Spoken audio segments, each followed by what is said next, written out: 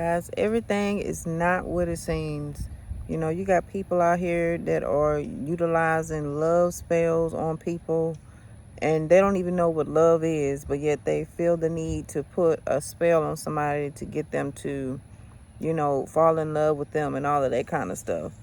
And what they don't realize is that in a lot of these cases, y'all, the person that they put the spell on ends up hurting them really badly, or sometimes even taking their life. Because when you put somebody's soul, when you put somebody's soul under submission, which is the mind, the will, and the emotions, which I told you guys that a lot of people are walking around here without their free will, that puts them in the box. And a lot of times when people are caged up and cornered like that, they get in fight or flight mode, which is what I was in. I was in fight or flight mode all the time. And I really could have hurt somebody real bad from being under that spell. I could have taken a life myself with being under that spell like that, because I was under control and I was trying to fight to get out of that. And that's the same thing that goes on when somebody puts a love spell on someone.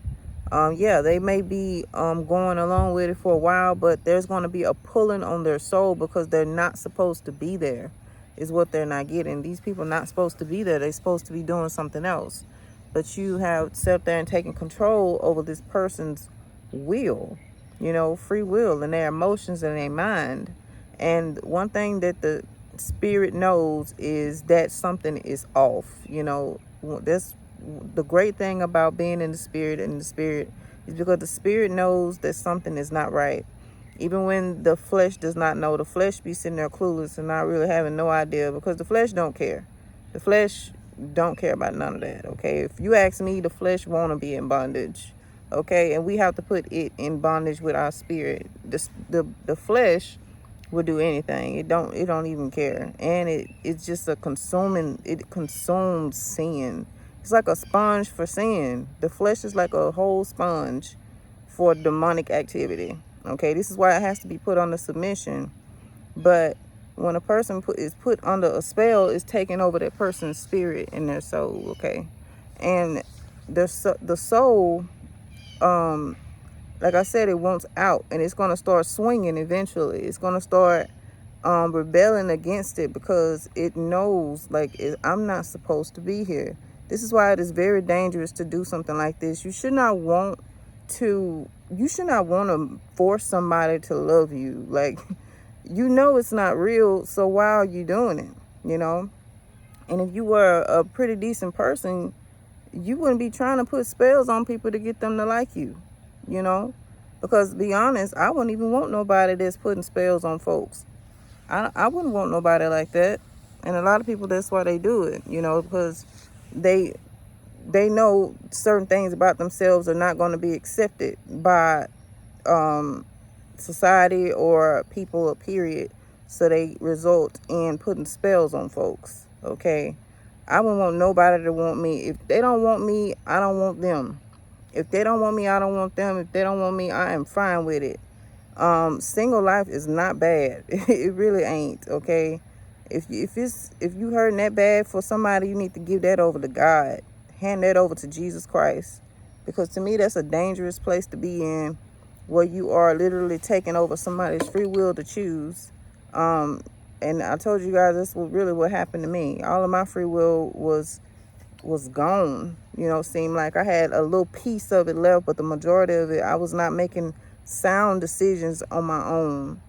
And y'all, it messes with the person's mind, and it drives them crazy. At the end of the day, they feeling one thing, but they're in a whole nother. And I feel like it causes cognitive dissonance as well in a person when they're under a spell. It drives the person insane. Okay, and a lot of times they target that anger, because then anger builds up. The person that is around them and the person that put the spell on them is going to be the target of that anger. They're going to target their anger to the person that actually put them in bondage. In most cases, and sometimes these people even take themselves out because they can't handle that. Because that is a horrible feeling to have whenever you're under bondage like that, and somebody is in control of something you know not to be where you're supposed to be. You know it's not right. You feel it in your soul. You feel it in your spirit that it's not adding up. It don't fit with what you feel deep down in your soul and your spirit. And that is so dangerous. So if you are doing that, guys, be sure to try to get some deliverance with that. Stop trying to put spells on people. You want people to like you and want you for you. You don't want to be going around here having to put spells on somebody to get them to want you, because it's still fake. It's not real, you know. That's not a real reality. The reality is that you are going to have to work on yourself and then seek first the understanding, okay? And get in good standing with God, and then see if he may send someone for you. But this isn't the way to do it. You may get your life taken doing somebody like this. And like I said before, when you put spells on people, that stuff does come back on the person that did it. Okay? It has to go back somewhere. It has to go somewhere. But anyway, guys, I love y'all. Talk to y'all later. Bye.